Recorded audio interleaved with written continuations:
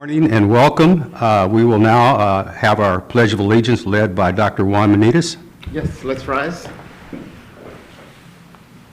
Right hands over our hearts. Ready?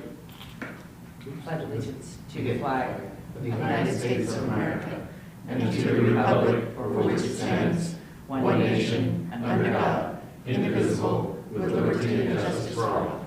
Thank you, Dr. Benitez. We are now at public testimony on items listed on the agenda. I have no request. Public testimony on items not listed, I have no request. We will go right into new business. Resolution 040620-A, resolution designating Public Works Project as an essential governmental function and delegating authority to designate further Public Works Project as an essential government function. I'd like to call on Mr. David Miranda. Yes, thank you, and thank you, members of the board, for having me and allowing me just a few minutes to speak to this agenda item. At about the midpoint of last week, there were 6 counties up in the Bay Area that issued orders to really put additional restrictions on construction out in those areas. And this didn't just implement projects across public works, it did impact school construction and school district construction in those areas. So what we've prepared for your consideration today is a board resolution that would really declare our public works projects, school-specific public works projects, as essential government functions. There's a number of projects we've outlined in Exhibit A that show up on a project list. It's really what we would deem our current active construction work as of today. Also outlines the projects that are scheduled to start this summer, right? So it's quite a few projects that we've outlined, and there's a number of reasons for doing so. For one, in terms of the current projects, we have projects that still have open trenches and open work, right? And we don't want to leave those open as they would really create attractive nuisances in many cases, right? Number two, we want to make sure we have classrooms and workspaces ready for when students and staff return, correct? 3, we want to do our part in terms of stimulating the local and state economy, and we know construction does that in many cases. And last but not least, we know our sites and school district sites across the state are often used as emergency or disaster relief centers, right? So we can only do so and provide those type of spaces if in fact they are complete, right? So in many cases we want to ensure we're continuing with construction, completing those projects that are currently active, and having these spaces ready for a multitude of reasons. There's an Exhibit B attached to this board resolution as well, and this we feel gives us teeth in terms of giving us a document we can relay to our contractors and give to our contractors to ensure that every one of them does in fact adopt the social distancing protocol as outlined in the resolution.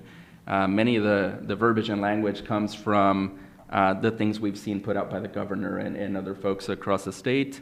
Again, this is something we would turn over to contractors effective immediately. There's things outlined such as keeping social distance as contractors are embarking on certain construction-related activities. There's signage requirements, there's reporting requirements. Really one of the biggest factors we see is every one of these construction firms and contracting companies assigning a specific COVID supervisor, right? Where they have this as a specific task to ensure that we are in fact taking this measure seriously. That's really my summary at this point. I can field questions if there's any questions. Questions? I was going to move approval. Second. Discussion. Yes, David, thank you. I know that in the Exhibit A, there's a list of the projects that this would apply to. Are there any major projects that we either had to suspend and or stop because of the current COVID-19 environment? There's one project where we've delayed the bid, and that's our Lakewood Gymnasium HVAC project. The project a little smaller in nature.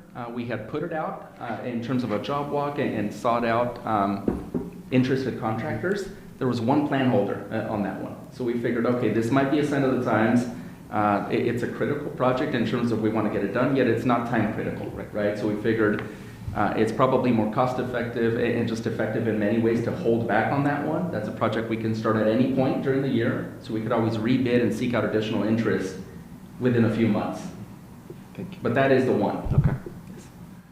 David, maybe you we're... can start at any time of the year, yet basketball season dictates, it seems to me, when you can begin it.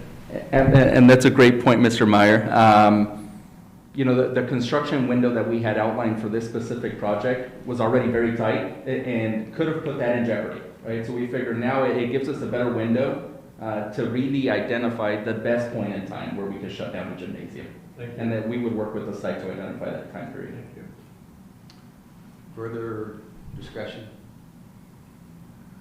All in favor? Aye. Opposed? Do a roll call. Oh, Brent, thank you.